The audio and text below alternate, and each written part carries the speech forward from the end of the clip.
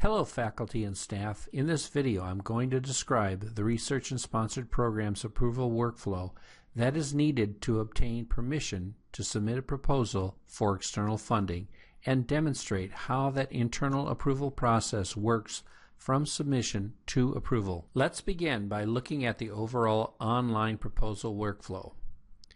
It begins with either faculty or staff submitting the letter of intent.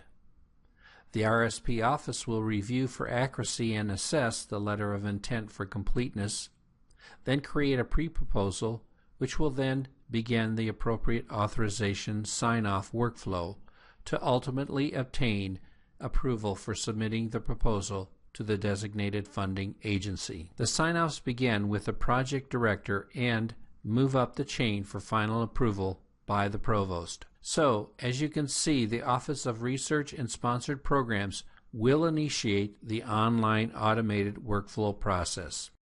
This online process now becomes the preferred method of securing institutional approval over the authorization for external funding form, which was routed in person and/or by email and signed by the necessary parties. And note, in the event that a physical signature is necessary to submit the proposal, RSP will be in contact to ensure it is completed. The approval process begins with the project director being the first approver in the workflow to receive an email stating that a proposal has been submitted for their approval. As described earlier in the flow diagram, the approval sequence will then continue with the school or unit chair, if applicable, followed by the budget manager, the dean or director, continuing up the chain with each step leading to the provost for final approval. For each approver, an email will provide a title, description, the name of the project director, the funding agency, and the deadline date. As one of these approvers, an email will notify you to log into Wavenet to review and approve or deny the proposal. Navigate to Staff Resources, locate and click on the Research and Sponsored Programs link. In the Research and Sponsored Programs view, locate and click on the Approve Proposals link. In the Approve Proposals view, click on the Proposal ID link to show the details. Each approver will have the same document ID view. The Proposals tab will provide a short summary. The Contact/Purpose tab will provide the contact details as well as the purpose and classification.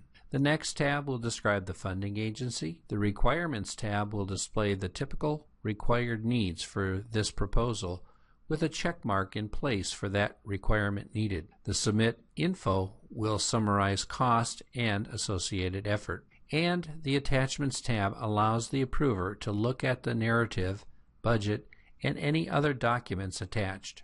Back on the Proposals tab, there is an Approvers section. Based on what they have reviewed, the approver then has three options: approve, send back, or deny, all of which provide the ability to write a comment. The approver can reject it outright by selecting deny, or it can be sent back to RSP for modification by selecting send back, or by selecting approve. You are authorizing this proposal to move on to the next approver in the chain, and they will receive an email notification. Note, if it is sent back for modification, RSP will make the necessary revisions and resubmit the proposal for approval, starting again with the PI and moving through the entire workflow, even if it was previously approved. At the bottom of the Proposals tab, the Workflow Status provides a snapshot of the entire approver chain, indicating those who have approved,